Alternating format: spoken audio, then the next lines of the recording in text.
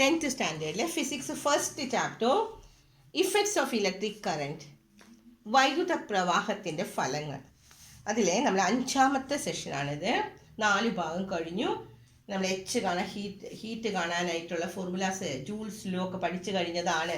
നമ്മൾ ഇക്വേഷൻസ് നോക്കിയതാണ്. P is equal to എന്താണെന്ന്, എച്ച് ഇസിക്കൽ ടു 3 ഇക്വേഷൻസ് വെച്ച് നമ്മൾ എച്ച് ഇസിക്കൽ ടു I²RT, അതുപോലെ 3 ഇക്വേഷൻസ് എല്ലാവരും പഠിച്ചില്ലേ? H is equal to I²RT, H is equal to VIT, H is equal to V²T/R.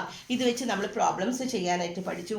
And ലാസ്റ്റിൽ നമ്മൾ കൺക്ലൂഷൻ കണ്ടുപിടിച്ചത് റെസിസ്റ്റൻസ് കൂടിയാൽ ഹീറ്റ് കുറയും, റെസിസ്റ്റൻസ് കുറഞ്ഞാൽ ഹീറ്റ് കൂടുമെന്ന്. അപ്പോൾ ഈ റെസിസ്റ്റൻസ് എങ്ങനെയാണ്, പ്രതിരോധങ്ങൾ എങ്ങനെയാണ് സർക്യൂട്ടിൽ ക്രമീകരിക്കുന്നത്? Arrangements of resistance in the circuits, ഇതാണ് അടുത്ത ടോപ്പിക്. ഇതിൽ 2 രീതിയിലുണ്ടെന്ന് പറഞ്ഞു. ഈ ഫസ്റ്റ് പാർട്ട് തന്നെയാണ്, നമുക്ക് വീണ്ടും അത് പറയുന്നുണ്ട്, അതുകൊണ്ട് ഇത് അത്ര ഇമ്പോർട്ടൻ്റ് ഇല്ല. പക്ഷെ ഒന്ന് ഞാൻ ഈ പടത്തിൽ പറഞ്ഞുതരാം. ഇവിടെ ഇത് പാരലൽ ആയിട്ടാണ്, കണ്ടോ? കിട്ടിയില്ലേ? ഇവിടെ 3 വാട്ടും ഇവിടെ 3 വാട്ട്, 2 ബൾബുകൾ പാരലലായിട്ട് വെച്ചിരിക്കുകയാണ്. അതേസമയം ഇത് 1ാമത്തെ പടം. 2ാമത്തേൽ പറയുന്നത് സീരീസ് ആയിട്ടാണ്, കണ്ടോ? നേരെ ഇവിടുന്ന്. അപ്പോൾ നമ്മുടെ പാരലലാവുമ്പോൾ എന്താ പ്രത്യേകത? പാരലലാവുമ്പോൾ ഒന്ന് മനസ്സിലാക്കി വയ്ക്കുക. അടുത്ത ഡീറ്റെയിൽഡ് ആയിട്ട് അത് തന്നെ പറയുന്നുണ്ട്. ഇവിടെ നിന്ന് ഇങ്ങനെ നമ്മൾ കറണ്ട് പാസ് ചെയ്താൽ ഈ കറണ്ട് ആണ് സ്പ്ലിറ്റ് ചെയ്ത് പോണത് കേട്ടോ. ഇവിടെ നിന്ന് ഇങ്ങോട്ടും ഇവിടെ നിന്ന് ഇങ്ങോട്ടും സ്പ്ലിറ്റ് ചെയ്ത് പോകുന്നു. അപ്പോൾ നമ്മൾ ഇതിൽ നിന്ന് ഒരു ബൾബ് ഊരി വെച്ചാൽ എന്തുണ്ടാവും? കറണ്ട് ഇവിടെ എത്തുമ്പോൾ ഇവിടെ ഒരു ബൾബ് ഊരി വെച്ചാൽ ഇത് ബൾബ് ഇവിടെ കത്തില്ല. പക്ഷേ കറണ്ട് ഇവിടെ നിന്ന് ഇങ്ങോട്ടും പോകുന്നുണ്ട്. അപ്പോൾ ഈ ബൾബ് കത്തില്ലേ? കത്തും. അതേസമയം സീരീസിൽ എന്താണ് നോക്കാം. സീരീസിൽ വരുമ്പോൾ എങ്ങനെയാണ് കറണ്ട് പോണത്? ഇവിടെ നിന്ന് ഇങ്ങനെ പോകുന്ന കറണ്ട് എന്ത് സംഭവിക്കും? കറണ്ട് ഇവിടെ നിന്ന് വരുന്ന കറണ്ട് തന്നെയാണ് ഇങ്ങോട്ട് പോണത്. അപ്പോൾ ഇവിടെ നമ്മൾ ഈ ബൾബ് ഊരി വെച്ചാൽ കറണ്ട് ഇവിടെ നിന്ന് പിന്നെ ഇങ്ങോട്ട് ഫ്ലോ ചെയ്യുന്നില്ല. അപ്പോൾ ഈ ബൾബ് ഇവിടെ കത്തില്ല. നമുക്ക് ആ ഒരെണ്ണത്തിന് കത്തുമ്പോൾ എന്താ സംഭവിക്കണേന്ന് നോക്കാം കേട്ടോ. ഇനി ഇവിടെ കുറച്ച് ക്വസ്റ്റ്യൻസ് തന്നിട്ടുണ്ട്. ഏത് സർക്യൂട്ടിലെ ബൾബിനാണ് തീവ്രത കൂടുതൽ എന്നാണ് ചോദ്യം. ഫസ്റ്റ് ക്വസ്റ്റ്യൻ കണ്ടോ എല്ലാവരും? In which current does the bulb glow with high ഇൻറ്റൻസിറ്റിയിൽ? ഏറ്റവും കൂടുതലായിട്ട് കത്തുന്നത് എന്താണ്? ഇത് 1ാമത്തേക്ക് നോക്കിയാൽ ഇവിടെ നിന്ന് ഇങ്ങോട്ട് പാസ് ചെയ്ത് ഇവിടെ വരണം. അത് കഴിഞ്ഞിട്ട് അവിടെ നിന്ന് കറണ്ട് ഇങ്ങോട്ട് പാസ് ചെയ്യും. അപ്പോൾ ഇവിടെ വരുമ്പോൾ കുറയും അല്ലേ? പക്ഷെ പാരലൽ ആയതിൽ എന്താ സംഭവിക്കുന്നത്? പാരലലിൽ സർക്യൂട്ട് കഴിഞ്ഞ പടത്തിൽ എ എന്ന് പറഞ്ഞ പടത്തിലാണ് എന്താണ് പ്രകാശ തീവ്രത കൂടുതൽ, ഹൈ ഇൻറ്റൻസിറ്റി. അടുത്തത് ചോദ്യം ഇപ്പം തന്നെ ഞാൻ പറഞ്ഞു തന്നതാ. Remove 1 bulb from each circuit, what did you observe? 2 സർക്യൂട്ടിൽ നിന്ന് ഓരോ ബൾബ് അങ്ങ് എടുത്ത് മാറ്റാൻ. അപ്പോൾ എന്താ ഉണ്ടാവുക? 1ാമത്തെ പടത്തിൽ ഞാൻ പറഞ്ഞു ഒരു ബൾബ് ഊരി വെച്ചാലും അടുത്ത താഴത്തെ ബൾബ് ഗ്ലോ ചെയ്യും അല്ലേ? അതേസമയം ഇതിലെന്താ സംഭവിക്കുക? Bulb does not glow, bulb കത്തില്ല. ഇവിടുത്തെ ഊരി വെച്ചാൽ പിന്നെ ഇവിടുന്ന് അങ്ങോട്ട് കണക്ഷൻ ഇങ്ങോട്ട് പോകണില്ല. അപ്പോൾ അതുകൊണ്ട് അത് കത്തില്ല എന്ന്. Why do the bulbs in the figure 1.4a glow with maximum brightness? എന്തുകൊണ്ടാണ് അത് പ്രകാശ തീവ്രത കൂടുതലാകാൻ കാരണം എന്താണ്? കാരണം എന്താണ്? അവിടെ റെസിസ്റ്റൻസ് കുറവ്. അത് ഇവിടെ വരുന്നുണ്ട് കേട്ടോ, ഡീറ്റെയിൽ ആയിട്ട് ഞാൻ പറഞ്ഞുതരാം. പാരലലും സീരീസും 2 രീതിയിലാണ്. അതിവിടെ നമുക്ക് തരുന്നുണ്ട്. പക്ഷെ നമുക്ക് ഇവിടെയാണ് ഇനി പഠിക്കാൻ തുടങ്ങേണ്ടത്. ഇത് ഡീറ്റെയിൽഡ് ആയിട്ട് പറയുന്നുണ്ട് ഇവിടെ. നോക്കാം. ഈ കല്ലിയിൽ തന്നോ ഇത് ശരിക്കും പഠിക്കണം. Made the connections of the resistance, 2 രീതിയിൽ കണക്ട് ചെയ്തിരിക്കണം. കണ്ടില്ലേ എല്ലാവരും? പ്രതിരോധങ്ങളെ ബന്ധിപ്പിക്കുന്ന രീതി 2 ഉണ്ട്. 1ാമത്തെ എന്താണ്? സീരീസ്, സമാന്തര അല്ല ഇതെന്താണ്? ശ്രേണി രീതിയും. 2ാമത്തത് സമാന്തര രീതിയും. ഇവിടെ ഡീറ്റെയിൽഡ് ആയിട്ട് പിന്നെ ഓരോ രീതികളെയും കുറിച്ച് ഇവിടെ ഓൺ ദ ഹോൾ ഇത് പറയുകയാണ്. ഇവിടെ ഇത് സീരീസ് ആണ്, 2 എണ്ണം, 2.2 ഹോമും 1.1 ഹോമും.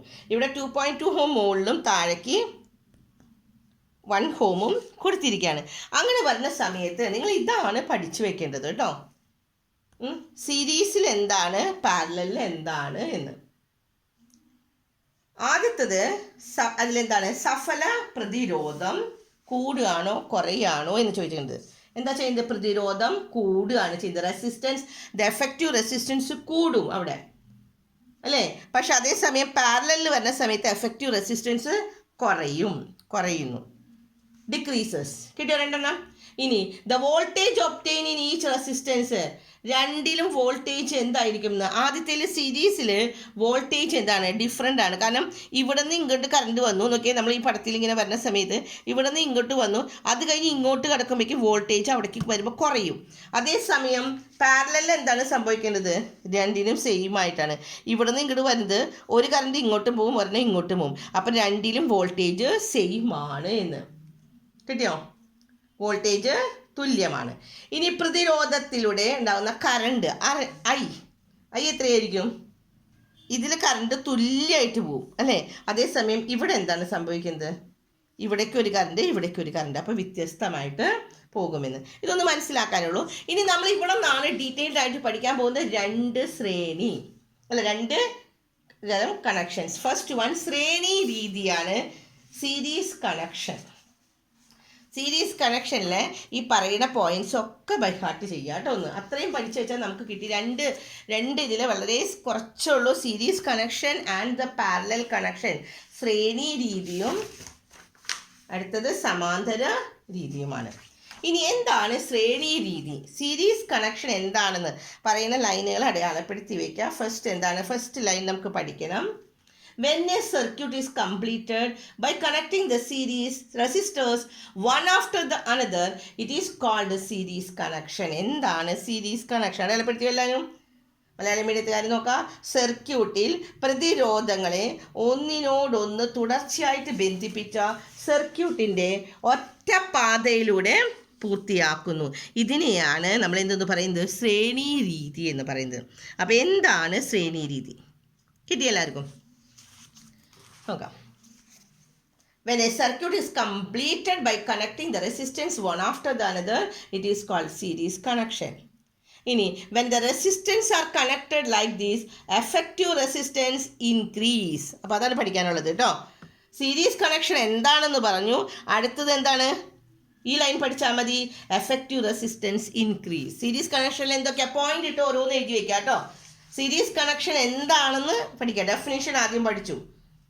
ഒന്നിനോടൊന്ന് തുടർച്ചയായിട്ട് ബന്ധിപ്പിക്കുന്ന സർക്യൂട്ടിൻ്റെ ഒറ്റ പാതയിൽ ഒരു വഴിയിൽ തന്നെ ഒന്നിനോടൊന്ന്, ഇനി 2 ഉണ്ടെങ്കിൽ 3 ഉണ്ടെങ്കിൽ 4 ഉണ്ടെങ്കിൽ ഇങ്ങനെ നിരനിരയായിട്ട് പോകും.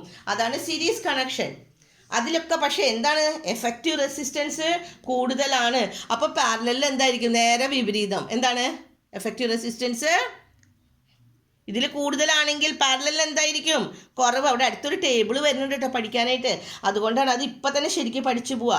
എഫക്റ്റീവ് റെസിസ്റ്റൻസ് ഇവിടെ സീരീസ് കണക്ഷനിൽ ശ്രേണി രീതിയിൽ സഫല പ്രതിരോധം കൂടുതൽ. കിട്ടിയോ. ഇനി അടുത്തത് ഇവിടെ ഇതാണ് പഠിക്കാനുള്ളത്. Potential difference get divide. Potential difference എന്താണ്, ഡിവൈഡ് ചെയ്ത് പോവാണ്. ഇവിടെ V1 V2 ആയിട്ട് ഡിവൈഡ് ചെയ്തത് പോവുകയാണ് ചെയ്യുന്നത് എന്ന്. സർക്യൂട്ടിലെ പൊട്ടൻഷ്യൽ വ്യത്യാസം പ്രതിരോധങ്ങൾക്കിടയിൽ വിഭജിക്കപ്പെടുന്നു. രണ്ടാമത്തെ പോയിന്റ് കിട്ടിയോ. മൂന്നാമത്തെ പോയിന്റ് കറണ്ട്. ഈ കറണ്ടിനെ കുറിച്ച് പറയുകയാണ്. ഇവിടെ എന്താണ് current, the current to each resistor will be same. Current എന്തായിരിക്കും ഇവിടെ, സെയിം ഒരേ കറണ്ടാണ് ഇവിടുന്ന് പോയി ഇങ്ങനെ പോണത്. അതേസമയം പാരലലിലാകുമ്പോൾ കറണ്ട് ഡിഫറെൻ്റ് ആയിരിക്കുമെന്ന്. The voltage across the higher resistance will be greater. Voltage എന്തായിരിക്കും, ഹയർ റെസിസ്റ്റൻസ്, അത് വോൾട്ടേജ് ഏറ്റവും കൂടുതൽ ആയിരിക്കുമെന്ന്. പ്രതിരോധങ്ങളുടെ ശ്രേണി സർക്യൂട്ടിൽ ഉയർന്ന പ്രതിരോധമുള്ള പ്രതിരോധങ്ങളുടെ അഗ്രങ്ങളുടെ വോൾട്ടത കൂടുതലായിരിക്കും.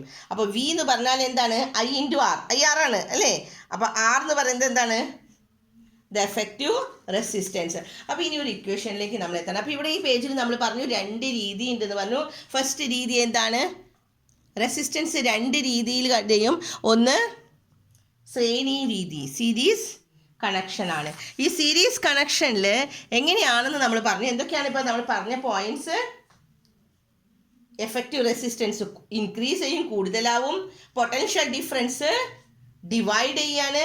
പിന്നെ current in each resistor same ആണ്, ഒരേ കറണ്ട് തന്നെയാണ്, എല്ലാത്തിലും കറണ്ട് ഒരുപോലെ ആയിരിക്കും. പിന്നത്തെ എന്താണ്, voltage across the higher resistance will be greater. ഉയർന്ന പ്രതിരോധമുള്ള പ്രതിരോധങ്ങളുടെ അഗ്രങ്ങളുടെ വോൾട്ടത കൂടുതലായിരിക്കും. ഈ പോയിന്റ്സ് ഇപ്പോൾ പറയുന്ന പോയിന്റ്സ് അടയാളപ്പെടുത്തി അത് ശരിക്ക് പഠിക്കുക. ഇനി അതിൽ നിന്ന് നമ്മളൊരു ഇക്വേഷനിലേക്ക് എത്തണം. ഇവിടെയും 2 കാര്യങ്ങൾ നമ്മളൊന്ന് എഴുതേണ്ട ആവശ്യമുള്ളൂ കേട്ടോ.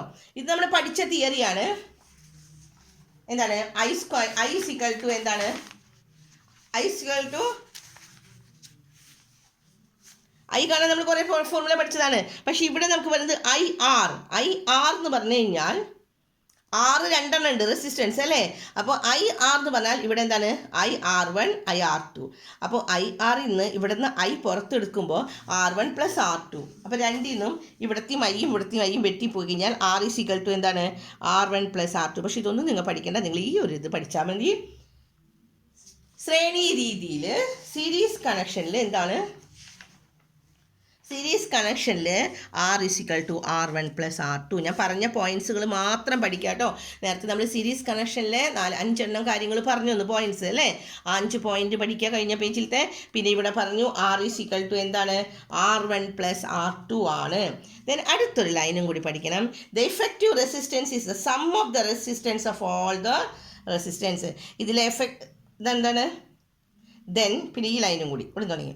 Then the effective resistance can be obtained by multiplying the resistance of the resistor with the number of series. എന്ന് പറഞ്ഞാൽ R = എന്താണ് N × R ആണ്.